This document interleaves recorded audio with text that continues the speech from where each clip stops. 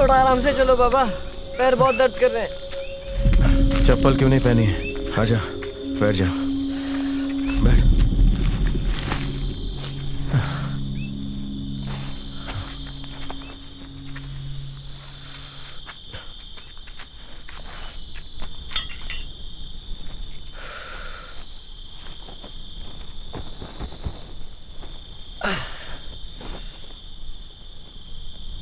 यहाँ बहुत ठंड होती है बाबा।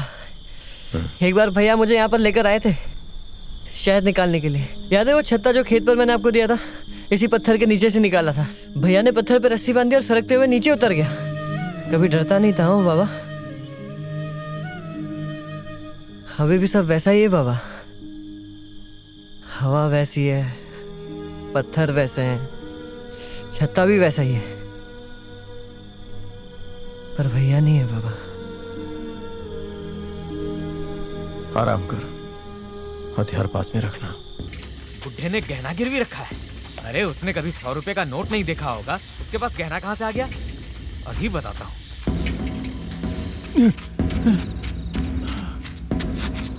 पार्वती, लगता है नरसिंह के आदमियों को पता चल गया है। वो लोग तुम्हें ढूंढते हुए आ रहे हैं, तुम्हें निकलना होगा। तो हम बताओ मत, कहाँ जा रही हो? वो लोग औरतों को भी मारते हैं। अगर मुझे मारा तो मैं उगल दूंगी। जल्दी निकलो और बच्ची का ख्याल रखना।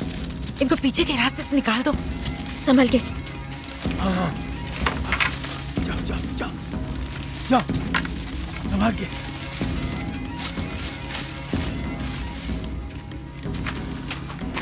अरे दगड़ू, यहाँ अरे मालिक क्या काम करके तेरा घर चलता है और तो उन्हीं से गद्दारी करता है।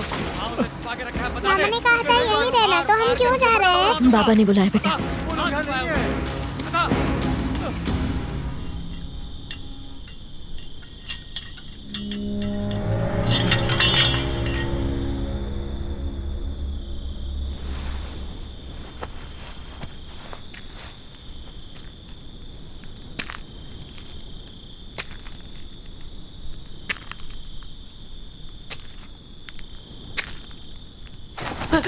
डर मत, हथियार पास रखने कहा था ना, उठा ले।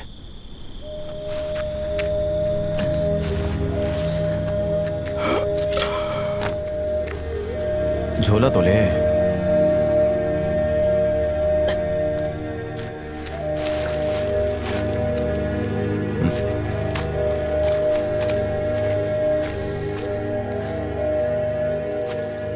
बाबा, लक्ष्मी के लिए किशमिश तोड़ लाऊं? पहले चलकर मामा से मिलते हैं।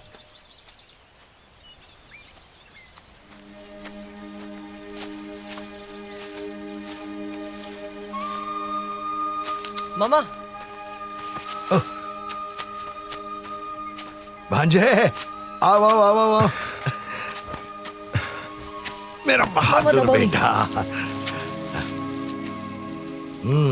कल तक के खिलौनों से खेलता था, आज बम से खेल रहा है। बच्चा बड़ा हो गया। हमारे बच्चों के भाग्य में यही सब लिखा है। झोला दे। उन्होंने किस पर इल्जाम लगाया?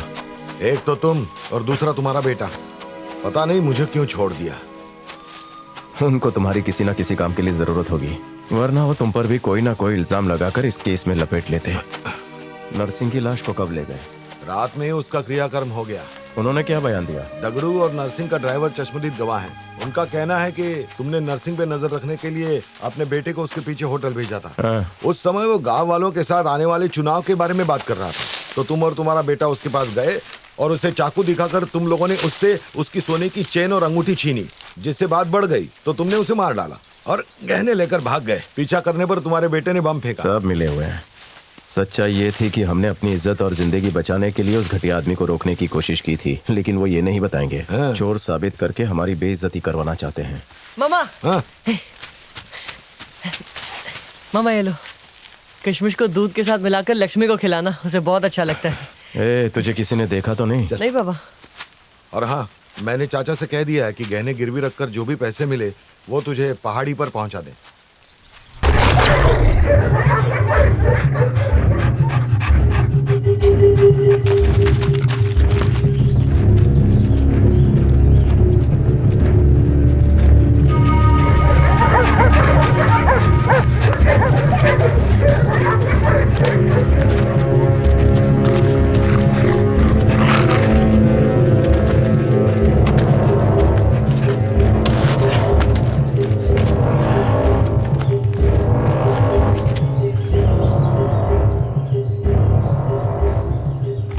ना मैंने जुर्म किया है, पुलिस मेरे पीछे पड़ी है, समझ में आता है। और उन्होंने मेरे भैया को मारा, क्या वो जुर्म नहीं था?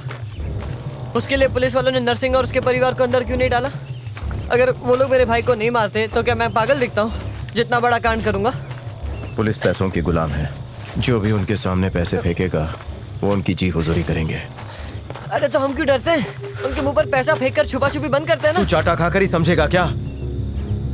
गधा कहीं का। चुपचाप चल।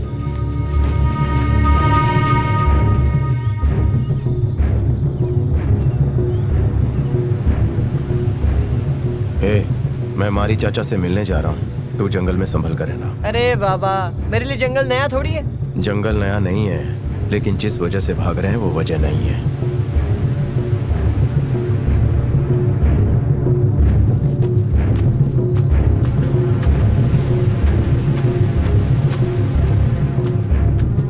चिंता, यहीं रहना, कहीं जाना नहीं। मैं थोड़ी देर में आता हूँ। खेत का मालिक मेरा दोस्त है।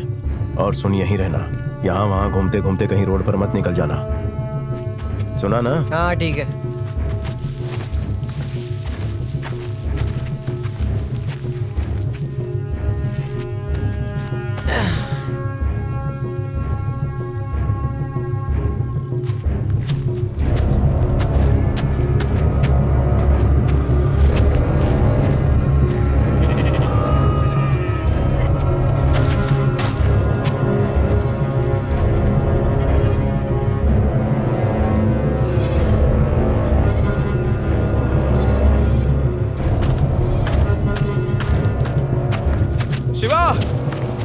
कल रात से इंतजार कर रहा हूँ। कल दगड़ू जबरदस्ती मारी चाचा के घर में घुस के उनको और चाची को बहुत मारा और उनके पूरे घर को उजाड़ दिया।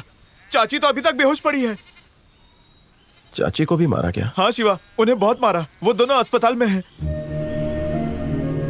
और पार्वती? दगड़ू के आने से पहले चाचा ने उन्हें भगा दिया। पता नहीं वो लोग कहाँ गए होंगे। चाचा कह रहे थे कि वो उन्हें सुरक्षित नहीं रख पाए। उन्होंने तुमसे माफी मांगी है। माफी तो मुझे मांगनी चाहिए क्योंकि मैंने उन्हें मुसीबत में डाला। चाचा से कहना कि उनका एहसान हम जिंदगी भर नहीं भूलेंगे। इसमें एहसान की क्या बात है? तू अपना ख्याल रखना शिवा।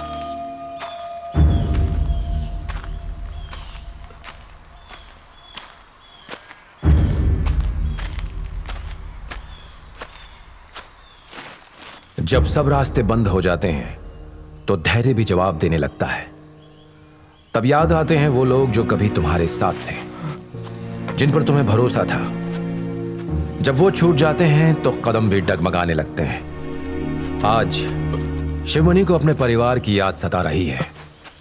उसके ना होने का एहसास जगा रही है कि काश अगर उसका परिवार साथ होता तो।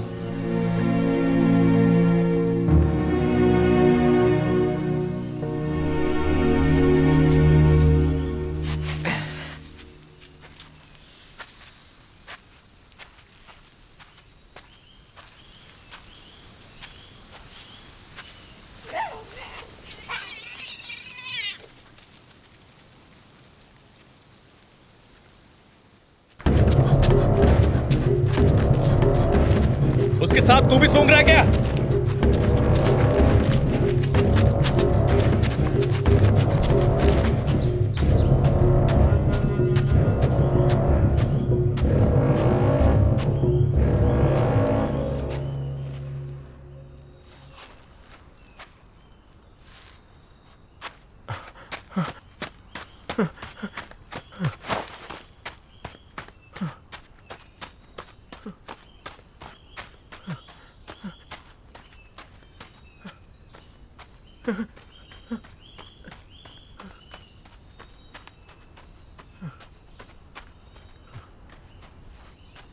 चिंता!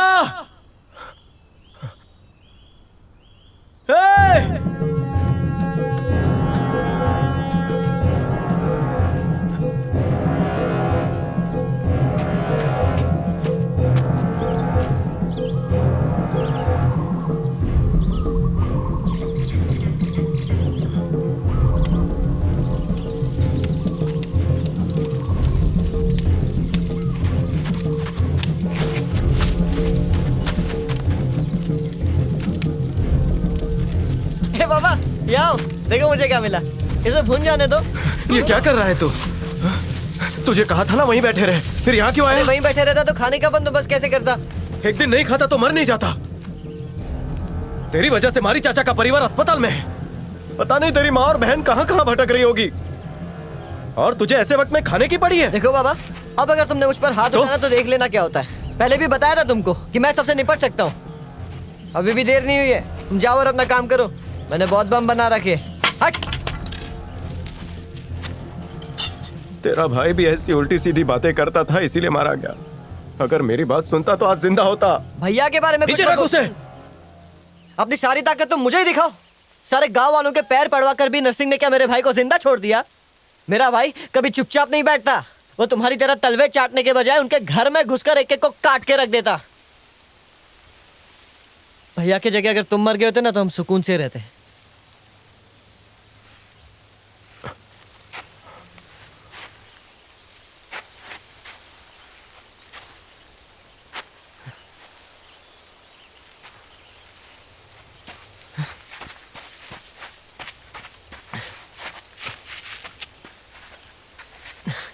चिंता, मेरी बात तो सुन।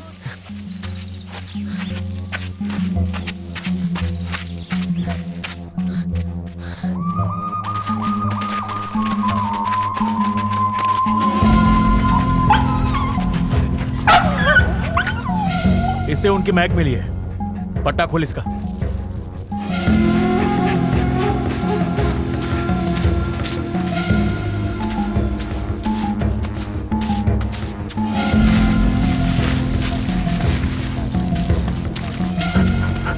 गोरी, तू यहाँ? तू मुझसे मिलने के लिए यहाँ पे आई? कैसी है रे तू? कितनी दुबली हो गई है? कौन लेके आया तुझे यहाँ?